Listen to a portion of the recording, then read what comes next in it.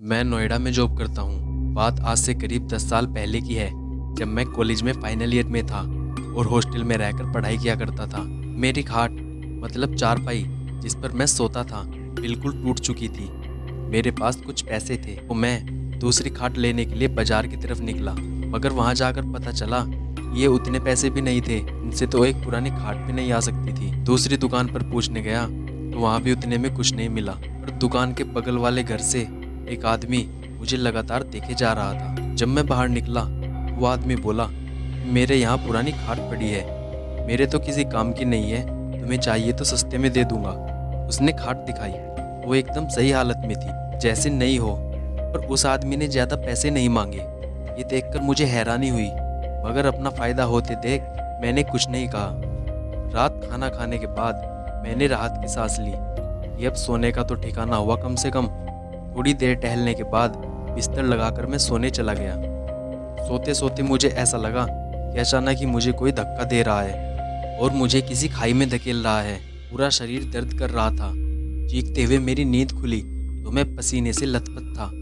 मुझे लगा कि कोई बुरा सपना होगा तो मैं दोबारा सोने के लिए चला गया, लेकिन खाट पर लेटते ही मुझे ऐसा लगा कि कोई मेरे कंधे को जोर से जकड़े हुए है और मेरे पैरों को किसी ने पकड़ लिया है।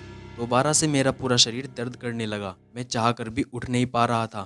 हैरत की बात तो ये थी कि ये कोई सपना नहीं था, सच में मेरे शरीर को कोई जकड़े हुए था। मेरी चीख सुनकर मेरे बाकी के साथी वहाँ फौरन आ गए और इतने में ही ये सब अजीब चीज़ें भी रुक गई। पूरा सपना होगा ये बोलकर उन्होंने मुझे फिर से सो जाने को बोला, पर खाट पर दोबारा बैठने की अब मेरी हिम्मत ही नहीं हो रही थी। वो रात मैंने जैसे तैसे ज़मीन पर ही गुजारी और अगले दिन मुझे लगा कि शायद कल रात जो हुआ वो सब मेरा वहम था। खुद को समझाते हुए अगली रात मैं फिर उस खाट पर सो गया। कुछ देर तो मुझे नींद ही नहीं आई। फिर जब कुछ देर तक कोई भी अजीब चीज़ नहीं हुई, मेरी आँख लग गई। पर आधी रात में एक बार फिर मुझे ऐसा लगा कि कोई मेरे शरीर को पीछे की ओर खींच रहा था। मैं आगे बढ़ नहीं पा रहा था क्योंकि मेरे पैरों को जैसे किसी ने जंजीरों से बांध दिया हो। फिर मुझे वैसा ही शरीर को झंझोड़ देने वाला दर्द होने लगा।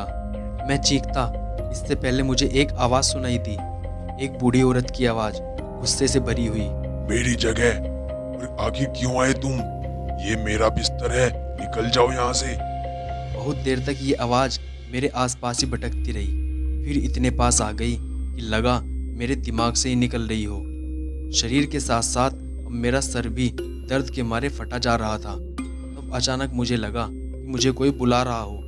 वो मेरा दोस्त रोहन जो कब से मुझे आवाज़ दे रहा था। उसकी आवाज़ से मेरी नींद टूट गई। मैं जब उठा तो पसीने से लथपथ था। रोहन मेरे पास ही खड़ा था और वो पूरी तरह से घबरा रहा था। जब मैंने अपने पैरों को देखा तो मेरे पैरों पर रस्सी और खरोंचों के निशान थे। मैं भी चौंक उठा। मैं समझ गया कि मैं जो महसूस कर रहा था वो कोई सपना नहीं था। सुबह होते ही मैंने उस खाट को उठाया और बाहर फेंक आया। कुछ देर बाद वो खाट वहाँ पर नहीं थी, जरूर उसे कोई उठाकर ले गया होगा।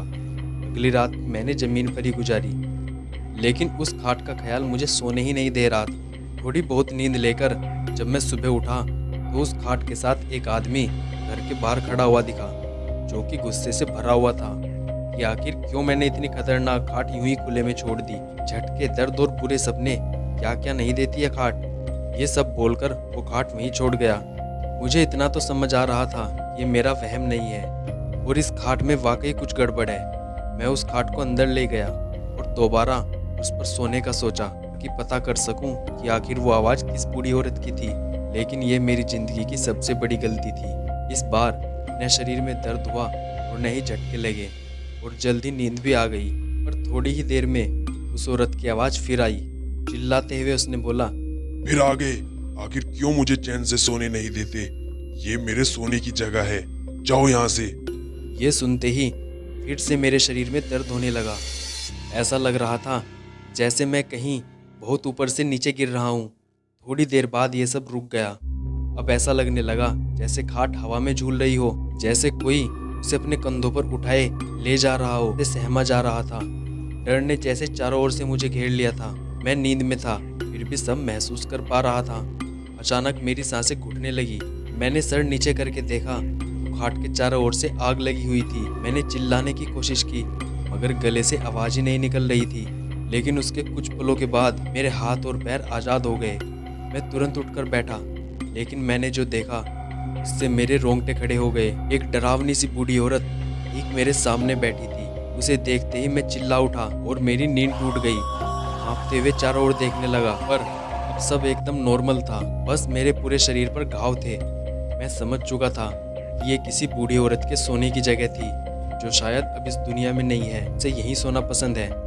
मैं उस खाट को उसी आदमी को दे आया जिससे इसे खरीदा था।